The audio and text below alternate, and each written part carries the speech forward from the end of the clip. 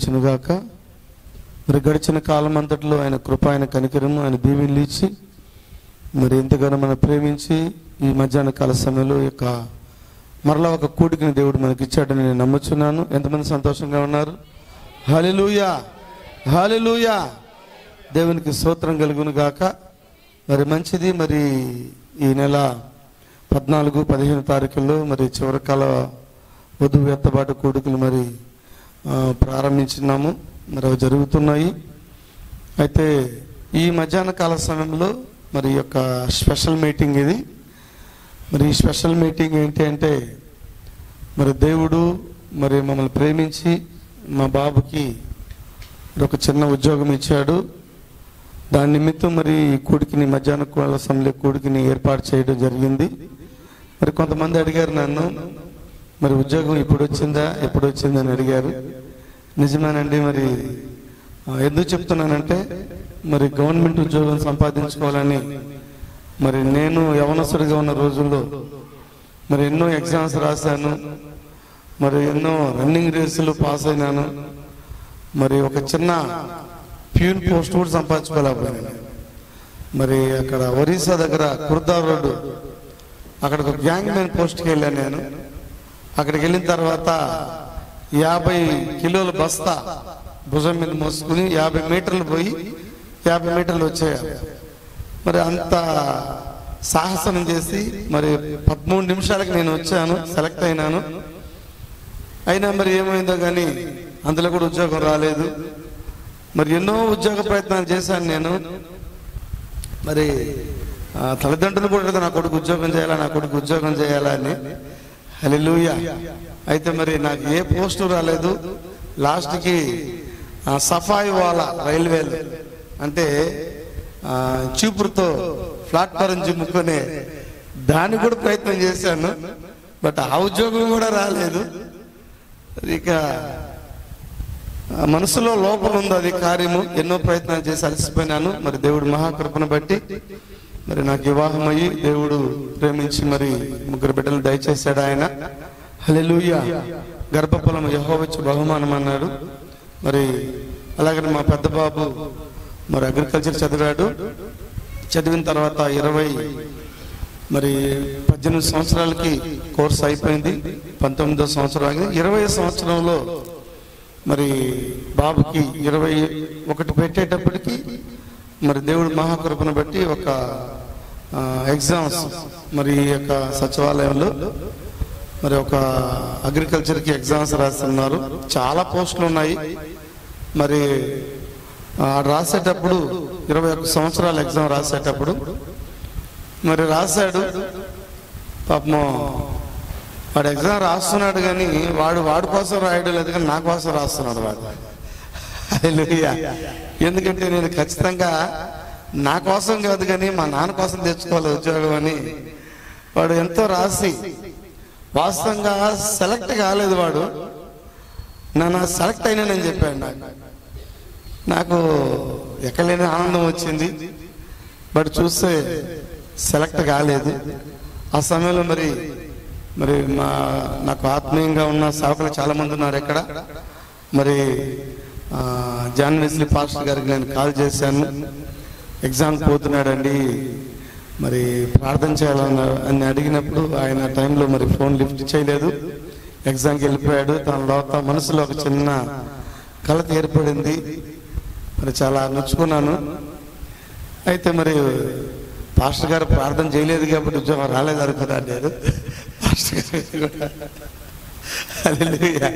అయితే మరి అక్కడ మార్కులు రాలేదు. 27 మార్కులు వచ్చాయి. మరి సెలెక్ట్ కాలేదు. లోపల బాధ వేరుపడిపోయింది. వాడు అన్నాడు, నాన్న నువ్వేమి బాధపడకు, గవర్నమెంట్ కొన్ని మార్కులు యాడ్ చేస్తుందనే వాడు నన్ను సంతోష పెడుతున్నాడు. బట్ ఆ యొక్క జాబ్ అయితే రాలేదు వాడికి. తర్వాత మరలా కొన్ని పోస్టులు మిగిలి ఉన్నాయని నెక్స్ట్ ఇయర్ మళ్ళా అదే పోస్టులు రిలీజ్ చేశారు. అప్పుడు రాశాడు. ఈసారి ఎలా ఉందంటే నా ఫెయిత్ ఖచ్చితంగా మా వాడికి ఉద్యోగం ఇస్తాడని ఒక విశ్వాసం కలిగి ఉన్నాను నేను. హల్లెలూయా. మరి సెకండ్ టైం చాలా బాధ మరి పాస్టర్ గారు ఫోన్ చేశాను. వెంటనే ఎగ్జామ్కి వెళ్తున్నారు బ్రదర్, మీరు ప్రార్థన చేయాలన్నప్పుడు మరి ప్రార్థన చేశారు పాస్టర్ గారు. లోపలికి వెళ్ళాడు, ఎగ్జామ్ రాశాడు, బయటకు వచ్చాడు. మరి మినిమం క్వాలిఫై మార్కులు కావాలా. మరి క్వాలిఫై మార్కులు చూస్తే వాడికి క్వాలిఫై మార్కులు రాలేదండి వాస్తవంగా. అయితే వాడు నాకు చెప్తున్నాడు 36 మార్కులు వచ్చినాయి నాన్న అని. తర్వాత మరలా ఏం చెప్పాలనుకున్నాడంటే కొన్ని మైనస్ మార్కులు తీసేశారు నాన్న అని మెల్లిగా చెప్పడం స్టార్ట్ చేశాడు. అయితే నేను ఎన్ని మార్కులు వచ్చాను గట్టిగా అడిగినప్పుడు మరి 27 మార్కులు అనుకుంటా. 27 17 లోపల 17 ఏమో వచ్చాయి. 17 మార్కులు వస్తే అసలు ఏ ఉద్యోగం ఎవరు అవి ఫెయిల్ మార్కులు. వాస్తవంగా వాడు ఆ యొక్క కాంపిటేటివ్ ఎగ్జామ్స్లో ఏమైపోయినాడంటే ఫెయిల్ అయిపోయాడు. అయితే వాడికైతే నీరసంగా ఉంది, నాకైతే విశ్వాసత ఉంది, ఎందుకంటే ఖచ్చితంగా దేవుడు ఇస్తాడు. అప్పుడు అనుకున్నాను రాజ్యాలు ప్రభుత్వాలు మార్చేది ఆయనే ఉన్నాడు. హల్లెలూయా. తర్వాత మా వాడితో కూడా మరి మా రిలేటివ్ నెల్లూరులో కూడా వాళ్ళ కొడుకు కూతురు కూడా రాశారు. ఒకరికైతే 7 మార్కులు వచ్చినాయి, ఇంకొక వ్యక్తికి అయితే 13 మార్కులు వచ్చినాయి. వాళ్ళిద్దరికన్నా హైయెస్ట్ మా వాడి 17 మార్కులు. అది ఫెయిలే. హల్లెలూయా. అయితే తర్వాత ఏం చేసిందంటే గవర్నమెంట్ అసలు ఏమనిందంటే వాడు పాస్ అవ్వని అవసరమే లేదు, వాడు అటెంప్ట్ చేస్తే వాడికి ఉద్యోగం అని చెప్పి. హల్లెలూయా. ఇది విట్నెస్. అయితే నా ఫెయిత్ ఆ బాబుతో రాసిన వాళ్ళు చాలా మంది తల్లిదండ్రులు అక్కడికి వచ్చినప్పుడు వాళ్ళ పిల్లలు వాళ్ళ తల్లిదండ్రులు ఆ కూతురు కొడుకులు ఉద్యోగాలు చేసి వాళ్ళు సంతోషంగా వెళ్తా ఉంటే వాళ్ళు నన్ను చూస్తే నేను బాధపడతానని వాళ్ళు బాధపడుతున్నారు. అయితే నేను బాధపడడం లేదు కానీ ఫెయిత్తో చెప్తున్నా. అక్కడ వాళ్ళు అంటారు తల్లిదండ్రులు, మీకెందుకు పాస్టర్ గారు అంత విశ్వాసం ఉంది, మీ వాడు ఫెయిల్ అయిపోయినాడు కదంటే ఖచ్చితంగా దేవుడు ఇస్తాడని చెప్పి. హల్లెలూయా. ఖచ్చితంగా దేవుడు ఇస్తాడని చెప్పి. తర్వాత దేవుడు మహాకృపను బట్టి మరి ఆ యొక్క లిస్టులో పేరు వచ్చింది, జాబ్ ఇచ్చాడు. చప్పట్లు కూడా ఒకసారి గట్టిగా. హల్లెలూయా. అయితే మరి పోస్టింగ్ ఎక్కడ ఇస్తారు అని దాని విషయంలో కూడా మరి బాధపడుతున్నాను. నాన్న ఈ సైడ్ తడలో ఉన్న వాళ్ళు తీసుకుని పోయి ఉదయగిరిలో తీసుకుపోయి నాయుడుపేట అట్లా వేశారు అన్నప్పుడు యెహోవా ఏరియా అనుకున్నాను. ఆ రోజు అక్కడికి అపాయింట్మెంట్ ఆర్డర్ తీసుకోవడానికి వెళ్ళినప్పుడు సొంత మండలంలో ఇచ్చినారు. దేవునికి స్తోత్రం కలిగింది కాక. నువ్వు ఏ మండలానికి వెళ్ళాల్సిన సొంత మండలంలో జాబ్ ఇచ్చారు. మరి అలాగనే తర్వాత ఆ అపాయింట్మెంట్ మరి నవంబర్ 23వ తారీఖు నాకు బాగా గుర్తుంది. మరి పాస్టర్ గారికి మరి థ్యాంక్స్ చెప్పాను. చాలా మంది సేవకులు కూడా నేను ఫోన్ చేసి నా సంతోషాన్ని పంచుకున్నాను. మరి చాలా మంది సేవకులు ఉన్నారు వాళ్ళు. మరి తర్వాత అపాయింట్మెంట్ తీసుకొని అక్కడ వెళ్ళి రోజు 23వ తారీఖు ఇవ్వాలన్నప్పుడు నేను తీసుకుని వెళ్ళిన తర్వాత అక్కడ ఆఫీస్ కనిపించింది, సచివాలయం. అక్కడ చాలా మంది సభ్యులు ఉన్నారు. మరి అక్కడ విలేజ్ అసిస్టెంట్ చాలా మంది ఉన్నారు. వాళ్ళందరికీ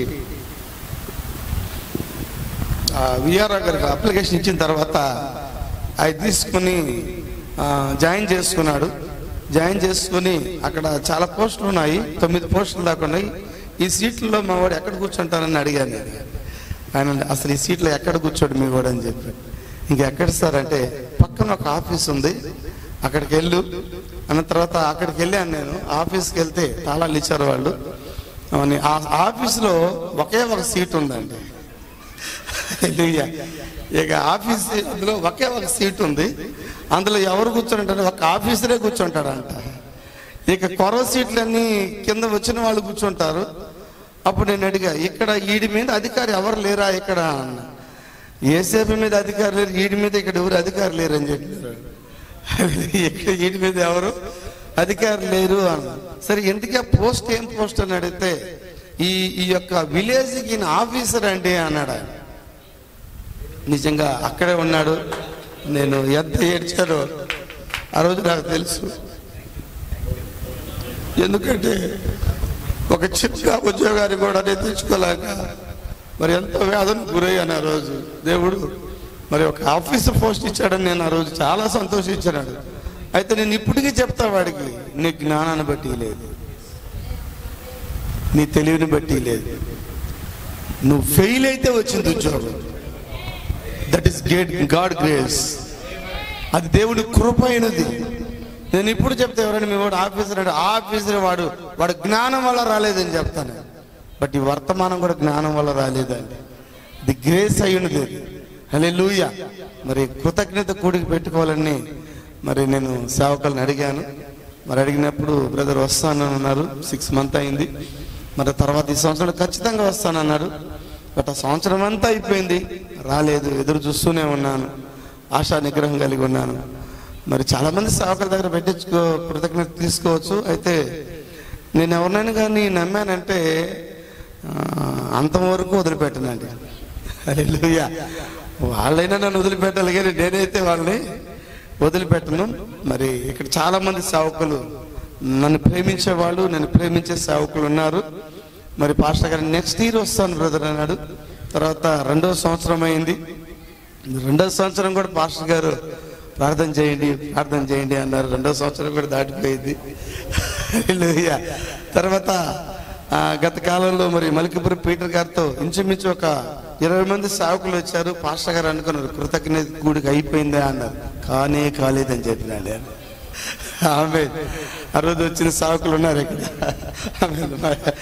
మరి మా ఆత్మీయ తండ్రి ఉన్నారు ఇక్కడ, ఆయన కూడా ఉన్నారు. ఆ రోజు ఇంత పెద్ద కూడికి పెడుతున్నావు, ఇంతమంది సేవకులు పిలిచినావు, బట్టలు పెట్టి అవి పెట్టావు, కృతజ్ఞత కూడికి అన్నారు. కాదని చెప్పిన. మరి ఇదేంది, ఇది గాస్పెల్ మీటింగ్ అని చెప్పిన. హల్లెలూయా. అయితే నా మనసులో ఉంది ఒక రోజు నేను కృతజ్ఞత కూడికి పెట్టుకుంటానని. మరి అన్నప్పుడు 2వ సంవత్సరం అయిపోయింది. మరలా అడిగాను, అయ్యా ఈ సంవత్సరం అయినా డేట్ ఇస్తారా అని అడిగాను నేను. సరే ఖచ్చితంగా ఇస్తాను ఈ సంవత్సరం అన్నాడు. మరి 2/3లో ఎంటర్ అయినాను. నెలలు గడుస్తున్నాయి. మరి నవంబర్ 30వ తారీఖు డేట్ ఇచ్చాడు ఆయన. ఏది లాస్ట్ మంత్. అంటే నేను అడిగాను, అయ్యా 23వ తారీఖు నవంబర్ వెళ్ళిపోక ముందే మీరు నాకు డేట్ ఇవ్వాలా అన్నప్పుడు ఖచ్చితంగా 3వ సంవత్సరాలు ఇస్తానన్నాడు. ఎందుకో మరి ఆ త్రెత్తం వద్దు అనుకొని 4వ సంవత్సరాలు ఇచ్చినాడు. హల్లెలూయా. ఇది డిసెంబర్ నెల కాబట్టి మా వాడికి జాబ్ వచ్చి 4 సంవత్సరాలు. అప్పుడు అనుకున్నాడు, ప్రభువా 4 జీవులు ఉన్నాం కాబట్టి, 4వ జీవి పక్షిరాజు కాబట్టి ఈ కాలాన్ని సూచించి ఇచ్చాడని. మరి అదేవిధంగా ఈ డేట్లో మరి ముఖ్యంగా మరి భూంపాక సామ్యాల్ గారు మరి ఆయన అడుగుతానే మాకు డేట్ ఇచ్చాడు ఆయన. మరి నిన్నటి కాల సమయంలో, రాత్రి కాల సమయంలో చక్కగా బోధించబడింది. అలాగనే మరి ఈ రాత్రి కూడా కూటం ఉంది. మరి 30వ తారీఖు పాస్టర్ గారు డేట్ ఇచ్చారు నవంబరు. మళ్ళీ రిక్వెస్ట్ చేశాను పాస్టర్ గారిని, అయ్యా మరి ఇలా కూడికలు ఉన్నాయి, ఆ మధ్యలో ఏదైనా ఒక డేట్ ఇవ్వగలుగుతారా అంటే, ఓకే బ్రదర్ నాకైతే అభ్యంతరం లేదన్నారు. మరి ఈ 2 కూడికల మధ్యలో మరి ఈ కూడికి ఇచ్చారు. మరి జాన్ వెస్లీ గారు కృతజ్ఞత కూడిక. మరి మా ఆహ్వానాన్ని మన్నించి వచ్చిన మరి జాన్ వెస్లీ పాస్టర్ గారికి మా ప్రత్యేకమైన వందనాలు. అందరూ చప్పట్లు కొడదాం ఒకసారి. హల్లెలూయా. ఇంకొక మర్మం ఏంటంటే, నేను పిలవకుండానే 2 సార్లు వచ్చాడు. పిలవకుండానే నేను వస్తున్నాను బ్రదర్ అన్నాడు, వచ్చేసాడు. నెక్స్ట్ టైం ఇంకొక డేట్ ఇచ్చాడు, వచ్చేసాడు. బట్ నేను పిలిచినా రాలేదండి 4 సంవత్సరాలు. ఇక్కడ ఎవరికి ఘనత లేదు, దేవుడు మాత్రమే ఘనపరచబడుతున్నాడని నేను నమ్ముతున్నాను. ఆయన చేసిన మేలును మాత్రమే నేను సాక్షి రూపంలో మీ మధ్యలో పంచుకుంటున్నాను. మరి మా మధ్యలోకి మమ్మల్ని ప్రేమించి మరి వచ్చిన మరి జాన్ వెస్లీ గారు, మరి ఆయన నాకు ఎలా పరిచయం నాకు తెలియదు కానీ, ఒకరోజు ఆయన ఒక పాటలు వింటూ ఈ పాటలు ఎక్కడి నుంచి వచ్చాయి అని ఆయన జర్నీలో వింటున్నప్పుడు పలాని వాళ్ళు చర్చి నుంచి వచ్చాయంటే, ఆ టైంలో నేను హైదరాబాద్లో నన్ను రమ్మని చెప్పాడు. మరి అలా నాకు పరిచయం అయ్యారు బ్రదర్ పాటల ద్వారా. మరి రండి బ్రదర్, మిమ్మల్ని ఆహ్వానిస్తున్నాం ప్రేమపూర్వకంగా. మీ యొక్క ఉపదేశాన్ని మాకు ఇవ్వాలని మా బాబుని ఒకసారి చూపిస్తే బాగుంటుంది అనుకుంటాను. శామ్ వస్తారా? సరే మంచిది. Praise the Lord. హల్లెలూయా. దేవుని ఘనమైన మహిమ కలుగును గాక. ప్రభువైన యేసుక్రీస్తు నామములో ఈ యొక్క మధ్యాహ్న కాల సమయంలో ఈ విధంగా ఇక్కడ ఉంటా నిజంగా మనకు శుభకరమైనది. ఆమేన్.